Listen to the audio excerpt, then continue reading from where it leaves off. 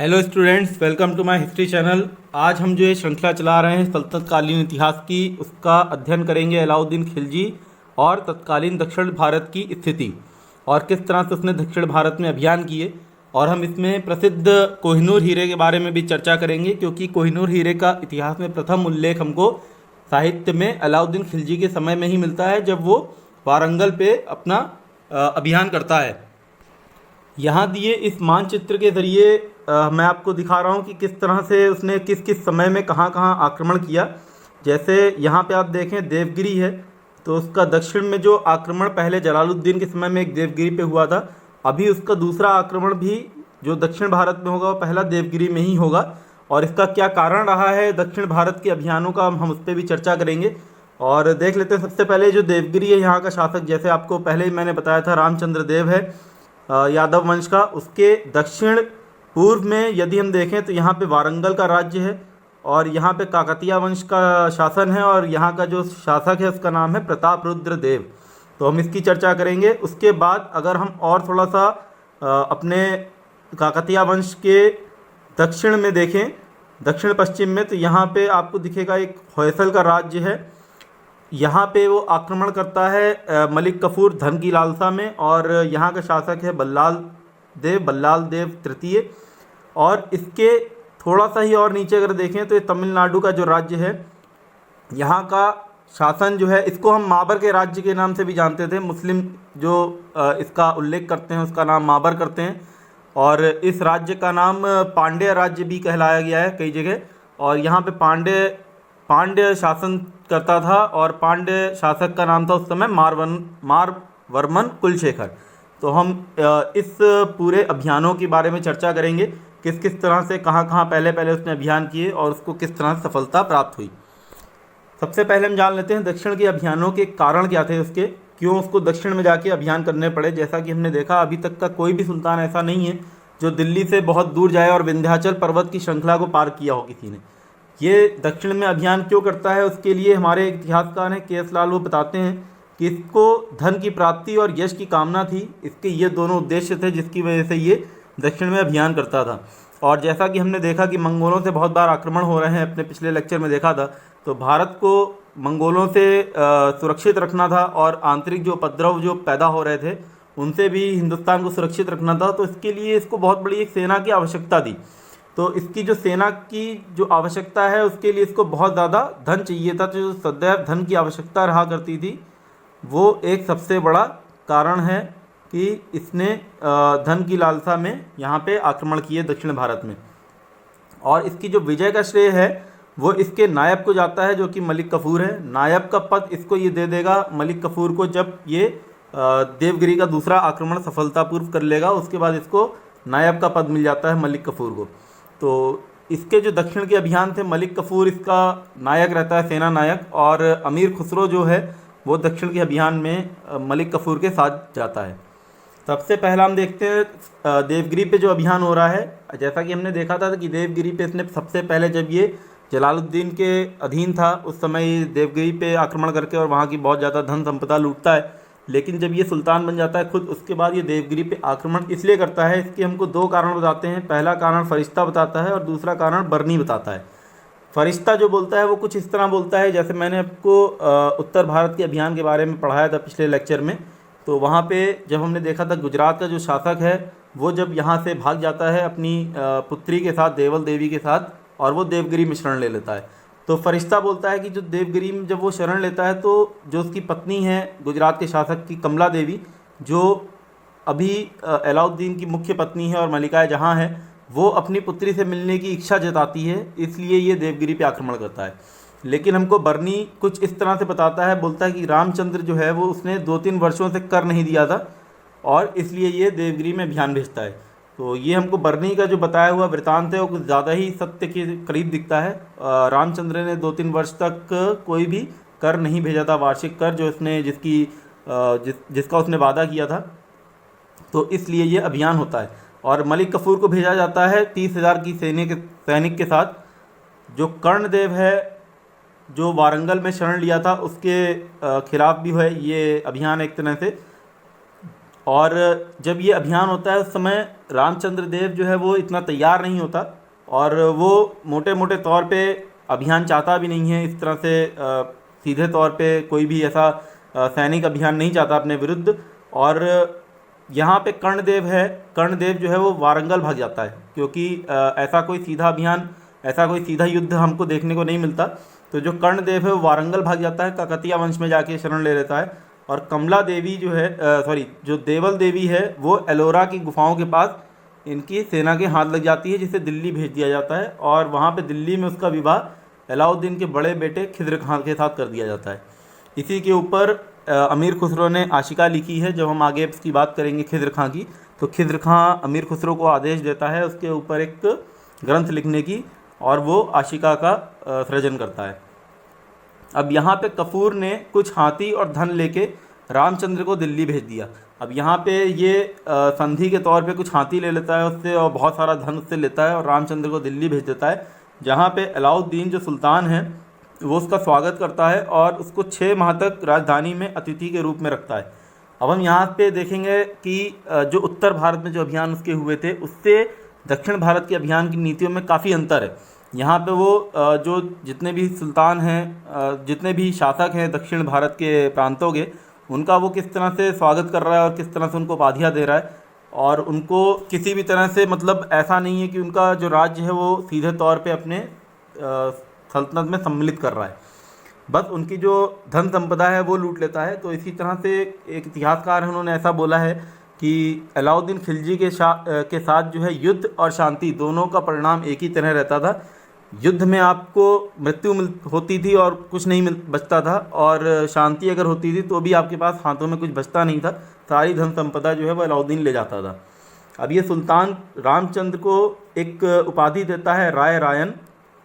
ये थोड़ा सा महत्वपूर्ण है इतिहास की दृष्टि से, और अगर हम देखें कि परीक्षा की दृष्टि से तो इस तरह के प्रश्न बन जाते हैं यहाँ से कि सुल्तान ने किस दक्षिण भारत के किस शासक को राय रायन की उपाधि दी। तो इसको राय रायन की उपाधि देता है, और नवसारी जिला जो कि गुजरात में है, इस नवसारी जिले को उसके राज्य में भी मिला देता है। तो इस तरह से वो उससे मित्रता कर रहा है, और ये दक्षिण में एक मित्र बना लेता है अपना दक्षिण भारत में रामचंद्र को। जो हम देखेंगे आगे चल के जितने भी अभियान होंगे इसके दक्षिण भारत में, द्वार समुद्र है, चाहे वारंगल है, और चाहे मदुरई राज पे जब ये आक्रमण करेगा तो किस तरह से ये इसके लिए सहायक होंगे।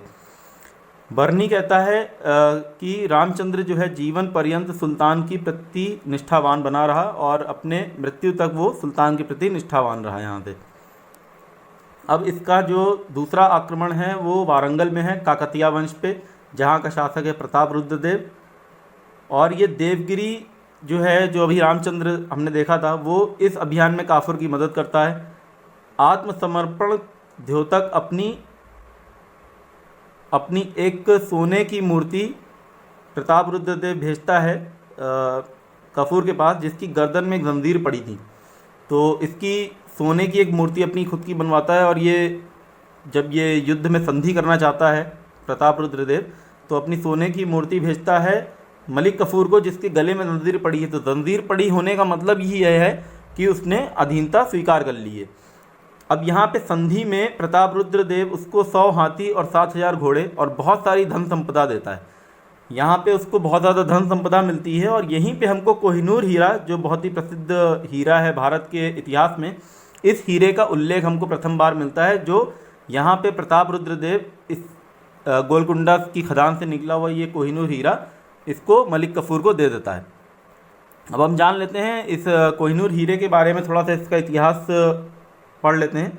अलाउद्दीन के समय में जैसा कि हमने देखा इसका प्रथम उल्लेख हुआ है, और इस प्रथम उल्लेख के बाद इसका दूसरा उल्लेख होता है बाबर के समय में। बाबर के समय में जब मालवा का शासक महमूद जो है वो इसे हुमायूं को देता है, हुमायूं को दे देता है मालवा का शासक। उसके बाद इसका तीसरा जो उल्लेख है वो शाहजहाँ के समय में होता है। शाहजहाँ के समय में जो गोलकुंडा है वहाँ पर एक मीर जुमला नाम का व्यक्ति है जो इसको शाहजहाँ को देता है। जब हम मुग़ल पढ़ेंगे तो इसको अच्छे से विस्तार से बताऊंगा मैं, लेकिन मैंने सोचा कि यहाँ पे थोड़ा सा एक कोहिनूर के बारे में आपको पता चल जाए मोटे मोटे तौर पे। इतिहास के तथ्य के हिसाब से तो काफ़ी रोचक है, हालांकि जो आपकी परीक्षा की दृष्टि उससे बहुत ज़्यादा ही क्वेश्चन इस तरह से नहीं बनते, इसमें प्रश्न नहीं आते, लेकिन एक प्रश्न यहाँ पे आ सकता है परीक्षा में भी, जो चौथा जो इसका उल्लेख है जो नादिर शाह के समय में होता है। जब हम मुगल्स पढ़ेंगे तो देखेंगे जो लेटर मुगल्स हैं, जो बाद के जो मुगल्स हैं, उसमें एक मोहम्मद शाह शासक हुआ है, इसको हम मोहम्मद शाह रंगीला के नाम से भी जानते हैं। तो इस समय नादिर शाह जो है वो आक्रमण करता है मुग़ल के समय में 18वीं सदी में। 18वीं सदी में ये आक्रमण करता है नादिर शाह, और यहाँ से कोहिनूर हीरा और एक पिकॉक थ्रोन जिसको शाहजहाँ ने बनवाया था वो लूट के यहाँ से ले जाता है, और बहुत सारी धन संपदा वगैरह सब लूट के जाता है। जब हम मुगल्स पढ़ेंगे तो देखेंगे इसको विस्तार से। तो इसका जो चौथा जो उल्लेख है ये परीक्षा की दृष्टि से थोड़ा सा महत्वपूर्ण है। इसके बाद ये अफ़गानिस्तान का एक शासक है शाह शुजा। शाह शुजा इसको पंजाब के शासक रंजीत सिंह, जो कि सिखों के भी शासक हैं, इनको दे देता है रंजीत सिंह को। अब ये रंजीत सिंह के पास रहता है, और रंजीत सिंह के बाद ये दिलीप सिंह, इनके जो उत्तराधिकारी हैं दिलीप सिंह के बाद दिलीप सिंह के पास ये कोहिनूर हीरा आ जाता है। जब अंग्रेज़ों का यहाँ पे शासन स्थापित हो जाता है तो ये जो लॉर्ड डलहौजी हैं ये दिलीप सिंह से ये कोहिनूर हीरा लेके ब्रिटेन भेज देते हैं, और अभी ये अगर हम देखें इसको तो ये प्रेजेंट में ब्रिटिश संग्रहालय में रखा हुआ है। तो ये थोड़ा सा मोटा मोटा एक जानकारी थी कोहिनूर हीरे के बारे में। और आगे के अभियान जब हम देखते हैं द्वार समुद्र पे जो होता है, द्वार समुद्र जैसा कि मैंने आपको मैप में दिखाया था, ये अगर हम मैप देखें यहाँ पे तो ये काकतीय वंश है। काकतीय वंश के दक्षिण पश्चिम में होयसल वंश है, और होयसल वंश की राजधानी है द्वार समुद्र, जिसको हम आज के नाम से अगर देखें तो हम हेलीबिडू बोलते हैं। अब यहाँ पे जो शासक है उसका नाम है वीर बल्लाल। वीर बल्लाल उस समय मदुरा के अभियानों में व्यस्त था, क्योंकि वहाँ पे मदुरा में जो उसका शासक है मारवर्मन कुलशेखर, उसकी मृत्यु हो गई इसी समय। और जो वहाँ पे जो शासन चल रहा है वहाँ पे उत्तराधिकार का एक तरह से एक गृह युद्ध छिड़ा हुआ है। तो इसका लाभ उठाने के लिए वीर बल्लाल जाता है मदुरा पे आक्रमण करने, लेकिन उसी समय द्वार समुद्र पे मलिक कफूर सेना लेके पहुँच जाता है, और इसमें इसकी सहायता फिर से हम देखेंगे रामचंद्र करता है इसकी सहायता। और अब यहाँ पे वो अपना एक सेनापति जिसका नाम है पारसदेव, ये रामचंद्र का सेनापति है पारसदेव, उसको भी मलिक कफूर के साथ भेज देता है द्वार समुद्र पे आक्रमण करने। अब यहाँ पे जो वीर बल्लाल है वो भी संधि कर लेता है, और वार्षिक कर देने के बदले उससे संधि कर लेता है। और इसामी कहता है कि जो वीर बल्लाल है ये भी बाद में दिल्ली जाता है। ऐसा हमको इसामी एक बाद में जो इतिहासकार हुआ जिसने फतूह सलातिन लिखी, जो हम देखेंगे जब मोहम्मद बिन तुगलक पढ़ेंगे उसके समय में ये इसका इतिहासकार रहा है। तो ये हमको सूचना देता है कि वीर बल्लाल बाद में दिल्ली जाता है, जहाँ अलाउद्दीन उसे खिल्लत और मुकुट प्रदान कर उसका राज्य लौटा देता है। तो एक खिल्लत, जैसा कि मैंने आपको बताया था, एक शाही वस्त्र होता है, और मुकुट दे रहा है, खिल्लत दे रहा है, मतलब अपने नाम का उसको शाही ये सब अनुष्ठान उसके कर रहा है। इस बात का प्रतीक है कि अभी जो उसका शासन है वीर बल्लाल का वो सल्तनत के ही अधीन रहेगा, और ये खिल्लत उसको देने का मतलब ही ये है कि अब वो उसका प्रतिनिधि बन के द्वार समुद्र पे शासन कर रहा है। इसके बाद उसका जो अभियान है ये माबर पे, यानी कि जैसा कि मैंने आपको बताया पांड्य राज्य जो है, जो नीचे तमिल का जो राज्य है, इसको पांड्य राज्य इसलिए बोलते थे क्योंकि यहाँ पे पांड्य वंश का शासन है। और मुस्लिम इतिहासकार में, मतलब मुस्लिम साहित्य में आपको इसका नाम माबर मिलेगा। तो यहाँ पे जो शासक है वो है मारवर्मन कुलशेखर, और इसकी मृत्यु जब हो गई है, अभी इस समय जब ये अभियान चल रहा है इसका नीचे, तो यहाँ पे इसकी मृत्यु हो जाती है मारवर्मन कुलशेखर की। और इसकी मृत्यु के पश्चात वहाँ पे उत्तराधिकार का युद्ध चल रहा होता है, जैसा कि मैंने आपको बताया। तो जिस समय ये हमारा शासक वीर बल्लाल मदुरा में गया हुआ था, और जब यहाँ पे द्वार समुद्र में इसकी सेना आती है तो वो वापस आता है, लेकिन उससे युद्ध नहीं कर पाता क्योंकि इस स्थिति में नहीं है वीर बल्लाल। अब यहाँ पे भी उत्तराधिकार का युद्ध चल रहा है, इसका लाभ जो है वो कफूर उठाता है, कफूर को इसका लाभ होता है। लेकिन जो वीर पांड्या, यहाँ पे जो उत्तराधिकार के युद्ध में एक नाम मिलता है हमको वीर पांड्या, ये यहाँ का एक तरह से शासक है, लेकिन ये पकड़ा नहीं जाता, इसको मलिक कफूर पकड़ नहीं पाता, और इस तरह से जो राष्ट्र है तमिल का ये एक तरह से स्वतंत्र ही रहता है। तो इस तरह से राजनीतिक दृष्टि से अगर हम देखें तो ये अभियान इसका असफल हो जाता है, लेकिन धन संपदा की दृष्टि से ये दक्षिण के अभियानों में सबसे सफल अभियान है, क्योंकि इसको सबसे ज़्यादा दक्षिण के अभियानों में सबसे ज़्यादा धन संपदा इसको इसी राज्य से मिलती है। और जैसा कि हमारे इतिहासकार एस शर्मा बताते हैं कि अब इसकी तुलना करते हैं कि कितनी उसने लूट मार करी, यहाँ पे कितना धन संपदा लूटा, तो इसकी तुलना वो महमूद गजनी से करते हैं। महमूद गजनी से तुलना करते समय एक वाक्य ये बोलते हैं कि काफूर की इस लूट से महमूद गजनी की आंख भी कब्र में चमक गई होगी। इसका मतलब यही है कि वो किस तरह से उसने कितनी ज़्यादा लूट करी, क्योंकि महमूद गजनी एक बहुत बड़ा लुटेरे के नाम से जाना गया है। मतलब भारत में उसने बहुत ज़्यादा धन संपदा लूटी, लेकिन शायद कपूर ने उससे भी इतनी ज़्यादा धन संपदा लूटी कि महमूद गजनी की भी आंख चमक गई होगी कब्र में। ऐसा हमको एस शर्मा बोलते हैं। इससे हमको यही पता चलता है कि पांडे राज से उसने बहुत ज़्यादा धन संपदा लूटी होगी। अब ये देवगिरी का दूसरा अभियान होता है, और ये अभियान क्यों होता है, जैसा कि मैंने आपको बताया था कि रामचंद्र देव तो जीवन पर्यंत अधीनता स्वीकार कर लेता है अलाउद्दीन खिलजी की, और उसकी सहायता भी करता है उसके अभियानों में। लेकिन रामचंद्र की मृत्यु हो जाती है 1311 और 12 में रामचंद्र की मृत्यु हो जाती है। तो जो उसका पुत्र है शंकरदेव, वो स्वतंत्रता घोषित कर देता है। इसकी वजह से यहाँ पे फिर से एक अभियान चलाया जाता है, जहाँ पे शंकरदेव के खिलाफ जो मलिक कफूर है, मलिक कफूर पहुँचता है शंकरदेव के खिलाफ, और दोनों में युद्ध होता है, और इसमें शंकरदेव की मृत्यु हो जाती है।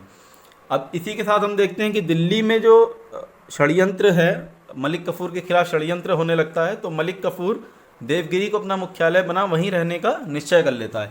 और जो रामचंद्र का जो जमाता है, रामचंद्र का जो जमाता है हरपाल देव, इसको यहाँ का शासक नियुक्त कर देता है मलिक कफूर, और यहीं पे अपना वो बना के रहने लगता है।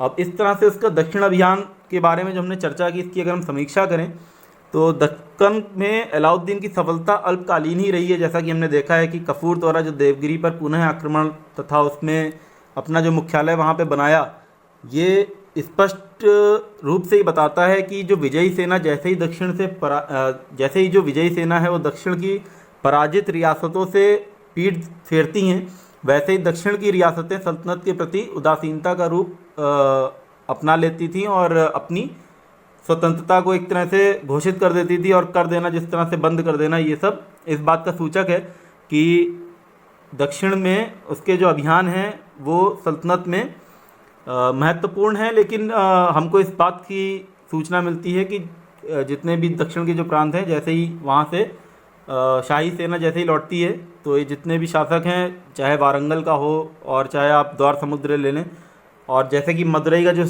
शासक है वीर पांड्य, वो उसके कफूर के हाथ भी नहीं आता और उससे युद्ध करने से भी बचता रहता है, और वहाँ से उसको इसको वीर पांड्या को पकड़ भी नहीं पाता। और इसके बाद जब हम देखें वारंगल, तो वारंगल में जो प्रताप रुद्रदेव है वो भी किसी तरह से उसको संधि करके धन संपदा दे के लौटा देता है, और अपनी पूर्ण पराजय को भी स्वीकार नहीं करता एक तरह से। तो ये इसका मोटा मोटा विश्लेषण है। और हमारे यहाँ पे दक्षिण का अभियान ख़त्म होते हैं अलाउद्दीन खिलजी के, और यहाँ से उसको जो धन संपदा मिली उससे अपनी अलाउद्दीन ने सेना संगठित करी, और उसको एक मजबूत सेना की आवश्यकता थी। ये उसके दक्षिण के अभियानों ने उसकी सेना को खड़ा करने में बहुत ही अहम भूमिका निभाई। और ये हमारा आज का लेक्चर था। अभी हम अगले सत्र में जब बात करेंगे तो हम इसके राजत्व सिद्धांत की बात करेंगे, और किस तरह से उसने धर्म और राजनीति को किस तरह से अलग रखा, इसकी हम बात करेंगे। तो उम्मीद करता हूँ आपको ये लेक्चर पसंद आया होगा। यदि आपने अभी तक ये चैनल मेरा सब्सक्राइब ना किया हो तो सब्सक्राइब कर लें। आपको आने वाले समय में बहुत ही अच्छे रोचक तथ्य मिलते रहेंगे इसी तरह इतिहास के, और हम अपनी सल्तनत की ये जो श्रृंखला है वो इसी तरह से आगे बढ़ाते रहेंगे। धन्यवाद।